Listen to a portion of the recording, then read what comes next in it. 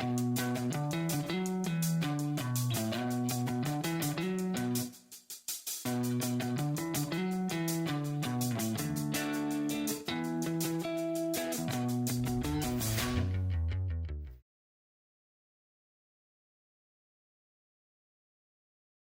I'm Matthew Malcolm with California Ag Network, reporting to you from the annual convention of the Almond Alliance of California here in Huntington Beach. It's been a great informative day. I mean, there's been a lot of hot topics addressed, including water.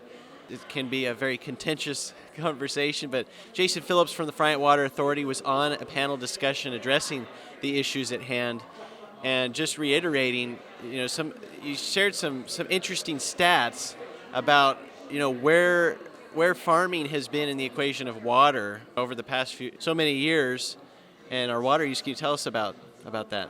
Sure, no, absolutely. And I will just speak mainly for the San Joaquin Valley and the water situation there, although I think it's similarly situated throughout the state in terms of what's happening with our water.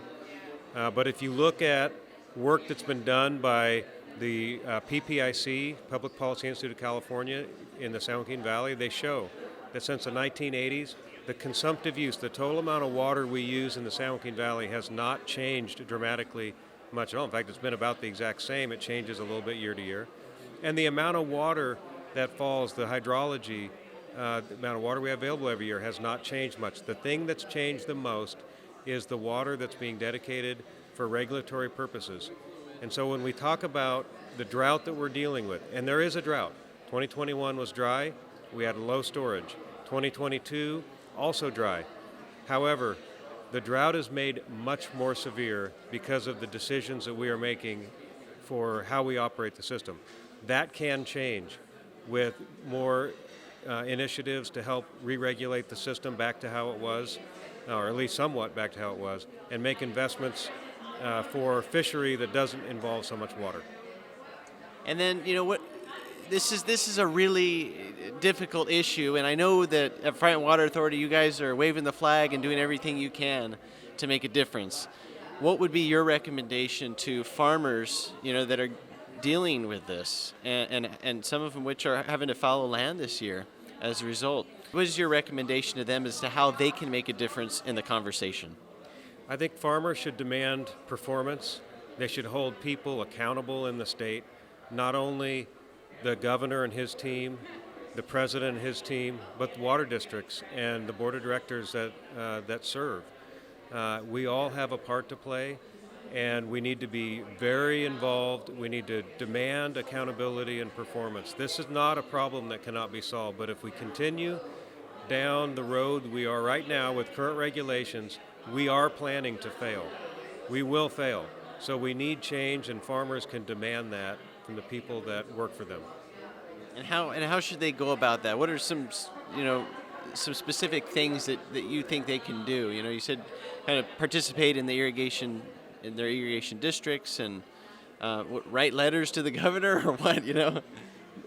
They can write letters to the governor, but I mean, probably most fundamentally is, like, for example, if you're an almond grower, be engaged in the Almond Alliance. And the Almond Alliance can represent you. I work well with the Almond Alliance and other trade and commodity groups. If you're not already involved in your local water district, go to the meetings, talk to the farmers that are on the board, and ask about how are you holding people accountable, how is your teams holding people accountable to make sure that we're getting our water, and have them explain that to you. It's just being involved to the extent that you can. Because we can't lose any more water. We not only can't lose more water, we really need to re-regulate the system to get more back with what the system is that we have.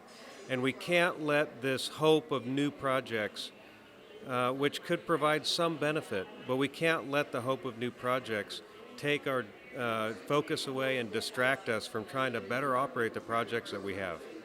Right, because all these infrastructure projects aren't really going to give us any more water, right? It's not going to cause more water. It might have a little bit more water that can be stored both in the ground and surface or conveyed, and those are important. But those aren't the silver bullet. That's not the answer. The answer is to better utilize the projects that our forefathers built in the early 1900s, that we have systematically re-regulated over the last 40 years. Well, thank you. We appreciate all the efforts that you do with Friant Water Authority. Read more about these things in our publications. I'm Matthew Malcolm, CaliforniaAgNet.com.